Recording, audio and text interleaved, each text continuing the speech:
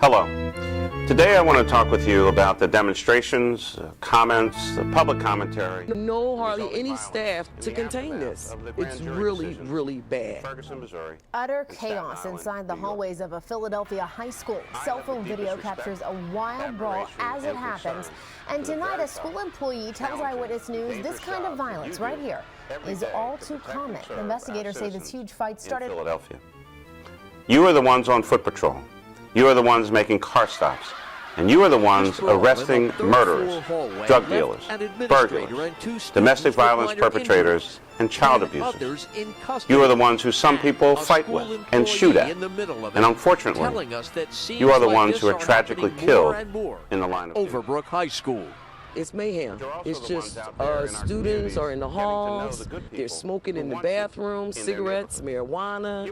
The worker who asked we conceal her identity says she was right there when the fighting started. We can't contain them, and it's really hazardous for us working, and these kids are not being educated at all. In the last nearly 7 years, we've been through a great deal together, and you have made me and many of our citizens captured students running across tables in the cafeteria to witness yet another fight. It's a zoo in here. Parents really need to come up here and see what's going on in this school because it's ridiculous. Citizen complaints against police have generally been decreasing over the last 5 years. All of this work and these good outcomes are the result of your hard work, your dedication, and your commitment to protect and serve. I want to commend you and our innovative leader, Police Commissioner Charles Ramsey, and his great leadership team. I believe that the overwhelming majority of Philadelphians respect you and the work you do, and they want you to keep providing high-quality service and showing them respect. And based on this mutual respect, they will keep helping you with information to prevent or solve crimes. But in the wake of these grand jury decisions, many people in Philadelphia and across America feel confused, dismayed, angry, and hopeless.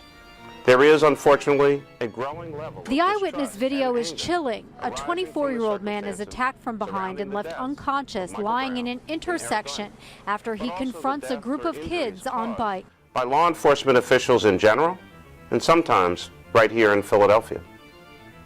I understand why many feel that the justice system is failing to uphold a standard of fairness, that their individual or collective voices are not being heard, or their legitimate issues or fears are just not being addressed.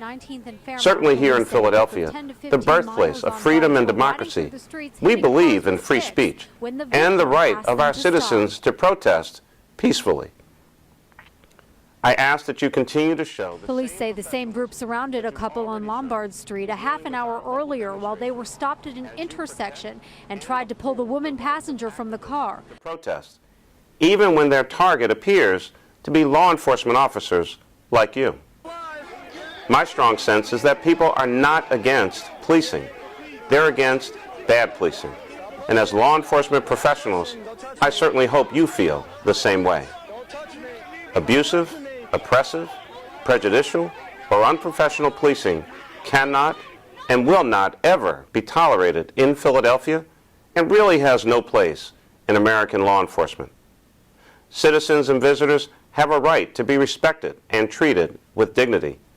And yet, we know that there are violent, dangerous people that you encounter every day who are often uncooperative as you attempt to do your job. When I speak about our police department, it is with pride in the good work that you do.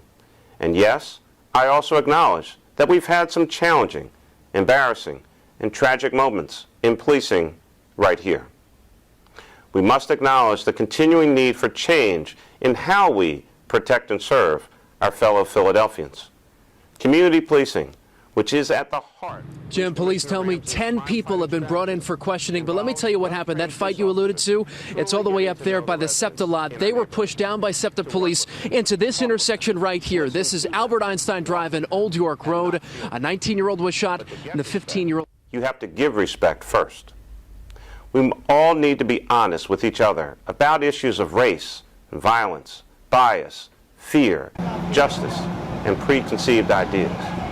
We must constantly ask ourselves, how do these issues affect policing, justice, and community relations? We must continue to heal the divide between police and our citizens that may exist in some of our communities, especially in the African American and Latino communities. Our citizens need you, and you need them. We're all in this together. And so, if you have a moment today, take an opportunity to remind a citizen how much you value the community-police relationship. Take an extra moment to help a citizen better understand what policing is all about. At the top of your screen, you can see from the surveillance video the chaotic moments that unfolded right near 15th and Chestnut Streets in Center City. Moments after a few kids began fighting, dozens more started running up and down the street. Philadelphia police moved in to break things up. Several arrests were made after police say at least one bottle was thrown at them. Your engagement with our citizens and their engagement with you. If we are to succeed as a city, the door of respect. Incredible video captured on a cell phone, a suspect attacking an officer with his own baton. As you can see here at the corner. At all times. Know that when you do your job well and right, to the best of your ability. Watch this new surveillance video just released by Philadelphia police. A mother and daughter are captured walking down Front Street in Northern Liberties. One man grabs mom's purse and keeps running. The other thief tries to grab her daughter's purse, then shoots her in the chest at point-blank range, killing her. Unfairly criticized by people because of the actions of others. Many African Americans. This is 30-year-old Diego Moya, chef at a Manhattan restaurant. And this is how he looks now in his hospital bed, showing he's staying strong after his jaw was fractured in a vicious attack by a group of 6 to 8 young men.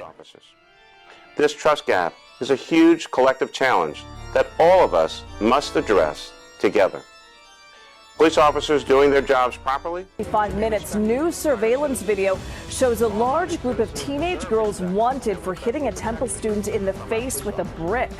That assault happened just off campus Friday night. Police say the suspects got away on a SEPTA bus traveling south on 17th Street. On your great training, best judgment, and your equipment to make us all safe and proud. Use all of your skills and experience to do your job well. Only use force if absolutely necessary. Now here at home to the murder of a 15-year-old girl. Bullets were flying this afternoon near Einstein Hospital in the Olney section of Philadelphia. The girl was shot and killed, and a 19-year-old man was wounded. Police tell us the shooting stemmed from a fight earlier in the day that did not involve either teen. Be safe. Thank you for listening, and God bless you. Expansion of that citywide curfew would help at all in that effort. Take a listen. All we're going to do is make a lot of black kids angry who will take out their anger someplace else. I think we've got to put in place a lot of options for young African Americans